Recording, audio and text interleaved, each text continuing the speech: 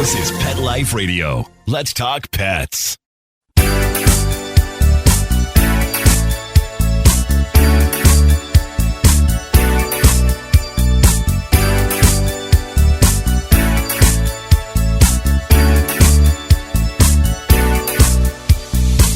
Hello, you're listening to Deborah, so you must be listening to Animal Party on Pet Life Radio. And that means you probably love animals, and you probably love hearing all about how to train them and the crazy things, interesting things they do, and the animal news I give you every week. So, if there's something I'm not talking about, and you'd like me to talk about it, a topic, a suggestion, a guest, if there's something you want my opinion on, or if you've got a dog or cat that's misbehaving, you've got a question, then please send it to deb@petliferadio.com. And you can do that with a voice clip. You can just record it on your phone and send it while you're waiting somewhere. And I'll play it on air and then answer it on air. So I would love to hear your suggestions, hear your topic ideas, and give you the advice you need on the dogs and cats you've got. So it's very rewarding for me when I can hear the person with the problem describing the problem in their own words. So much better than me reading it. And if you do leave me a problem, a pet problem, please tell me a little bit about your pet. So how old, how long have you had him or her? Is she or he spayed, neutered, that sort of a thing. Has anything changed recently since the problem started? Give me a little bit of background so I know what I'm working with. Type of pet, size of pet, that kind of thing. Okay, everybody, let's go to the show. So I was thinking about how sometimes we kind of get the wrong end of the stick. We, as the British say, we kind of get the wrong take on things. So, for example, Ozzy Osbourne. When I hear the name Ozzy Osbourne, I do not think of an animal guy. No, I don't think of a guy who loves dogs, even though if I watched the reality show, I could have seen that. But what I think of is some horrible incident that probably went wrong on a stage somewhere with baby birds in an act he did in the 80s that made the newspapers. And it was terrible.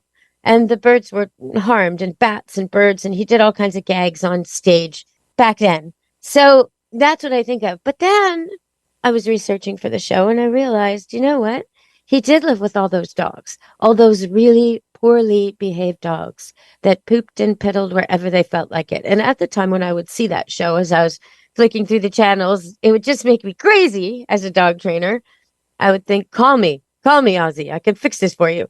How can you deal with all these poops and pees everywhere? They were constantly, almost every show, looking for a poop somewhere, or the cameraman would close in on a tiny little dog doing the deed on the carpet.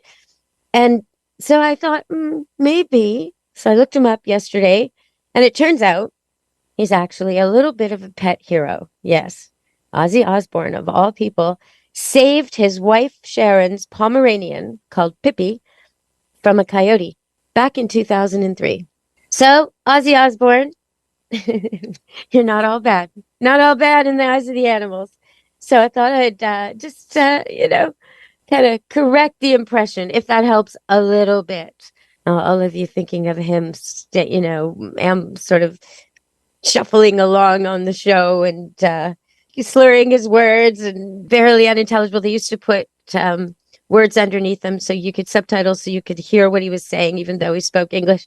So it's hard to imagine him being a hero and wrestling a small dog from the jaws of a coyote. Very hard to imagine. So way to go, Ozzy. Way to go. Yeah, just the other day, I saw on my Facebook post for my local neighborhood, someone lamenting the fact that they just saw a coyote run off with a Rottweiler pup in its mouth. And the pup seemed limp. It probably was. It was probably shaken to death already. So that's a blessing. But you got to watch your animals. Coyotes are everywhere. They're probably the oldest canine. They are very, very smart about certain things. Now, Dr. Stan Coren, he's been on the show, and he argues that they're not so smart about many things, but there's a few things they're really smart about. We're going to go to break and come back and talk about that on Animal Party Pet Life Radio. Stay tuned.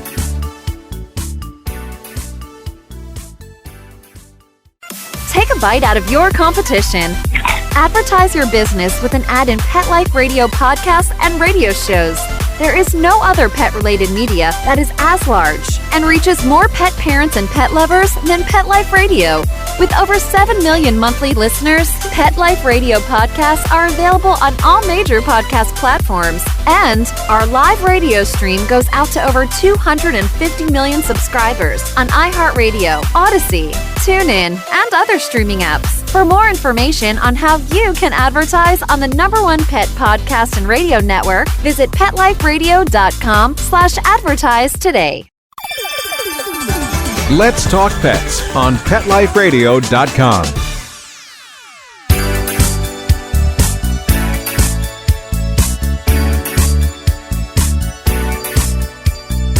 Hello, we're back on Animal Party on Pet Life Radio. And coyotes. Okay, so some things that we measure, and Dr. Sankorn, the professor, he did a book called The Intelligence of Dogs, and in it he came up with a whole lot of tests for dogs. They test different kinds of intelligence. So, like, just to put it in kind of simple terms, a dog's ability to find food, a dog's ability to escape, a dog's ability to understand commands, a dog's ability to problem solve, a dog's ability to think on his own, like these types of different mental tests. And he would argue that coyotes fall short on most of these things that over time, domestication, breeding, and being around us has made our dogs so good at, like the human-animal connection, memory and training and this sort of thing. But don't cut the coyote short. He is able to manipulate our dogs. He's able to fool our dogs. He's able to trick our dogs. There's a reason they call the coyote the trickster. In First Nations lore, Aboriginal lore all over the world, the coyote is the trickster because that is exactly what he does. He will pretend to be lame to draw another dog out, make the other dog think everything's okay and approach him, and then boom, he's not lame. And not only is he not lame, but he's not alone. And now a bunch of them ambush what they see as the rival dog, the rival canine from a rival pack on their territory. Oh yeah, it's a little bit West Side Story in coyote world. So you're going to watch it. Your dog is kind of them and not of them at the same time. So if you have a wolf cross or a coyote cross, your own dog is one of those, he's not going to fall for any of this. He's going to smell them, know them, react to them, might even try to chase them away, might be trembling and staying close to you whenever they're around. He knows. But if your dog is a lab or a golden or a doodle, sweetie pie dog that's been raised multi-poo, he's going to get tricked. And the little dogs, they see as prey. So you really got to keep them on a short leash, no flexi leash. This is short leash or pick them up and carry them kind of deal if you see coyotes. Because if you see one, there are many. There's not one. They don't travel solo. So you're going to see a lot. Okay, so a couple more things about how smart they are. So even though in some ways they're not as smart as dogs, they wouldn't learn a series of tricks as quickly, or they wouldn't learn to do an agility course as quickly. However, they're more agile than our dogs. In an actual natural setting, they would easily be able to traverse some kind of obstacle course more quickly than your dog, or just as quickly, depending on what dog you had. So they kind of are physically a match in all areas. They might not be as fast as a greyhound, but they're fairly close. They might not be as agile as a border collie, but they're fairly close. They might not be able to jump as high as a borzoi, but they're fairly close. So they score so high in all these physical abilities that they're really, really outstanding predators. And when you think of it, I mean, they are living off rats, but also occasionally when their group formation works, possibly a young deer or some animal like that, goat, something like that. So that requires a lot of jumping and bounding and leaping and skills. Okay, so they are perhaps smart enough or instinctive enough, I'm not sure which, doesn't really matter, to walk in their own footsteps. Now that's something I've never seen a domestic dog, not even a wolf cross or coyote cross, do. But it is something coyotes do. Now it may be just their anatomy, the way their bodies are built. I don't know if it's a thoughtful thing or not. But what they do is they walk in their own footprints. So what does that mean? It seems like a minor thing. If you were to look at a dog or a wolf track in the snow, you would see 4 paws. 1, 2, 3, 4, 1, 2, 3, 4, 1, 2, 3, 4 as they gallop, right? Or if it's trotting, two, laying down in the snow as they go. With the coyote, you're not going to see that. They kind of trot with their front legs and do a sort of a canter with their back. And some border collies, Australian shepherds do this. So if you're saying my dog does that, yeah, probably. Okay, so, but the way the coyote does it is he makes sure that his feet fall into the footprints he's already made. So instead of seeing two on the left and two on the right over and over and over, like a trot of a dog or a regular dog, or instead of seeing four prints, like a canter of a regular dog, or 1, 2, 3, 4, like a walk of a regular dog, what you're going to see is one print as if there's a one-footed animal hopping. Doop, de doop, de doop, de doop, de doop down the trail. Impossible, right? Yeah, but that's because he's walking in his own footprints all the time. So he only leaves one.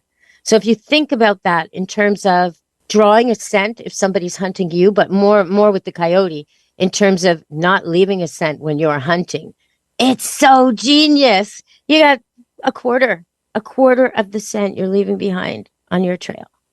It's so smart. So that's one thing they do. Another thing, and this will be my last coyote fact for the day, although I have so many. One more thing they do is they will take a female in heat, one of theirs, and put her in a place where she'll get noticed by canines not of their pack, and then they'll use that to draw out the enemy and kill them.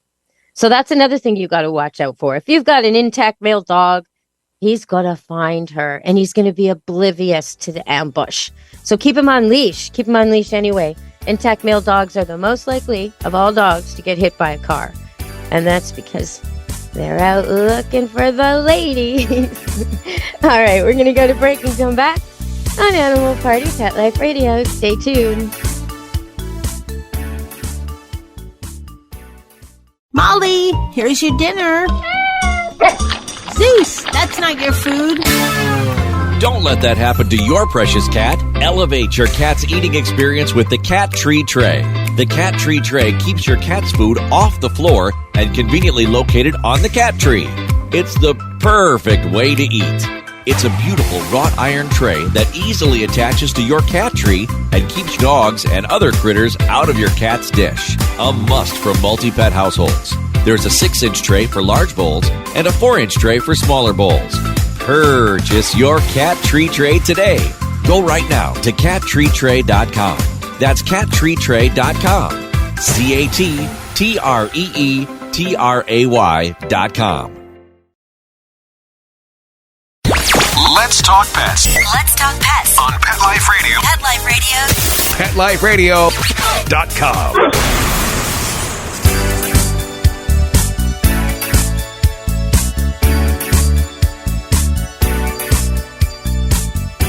Hello, we're back on Animal Party Pet Life Radio. Anita Wolfe, I'm your host.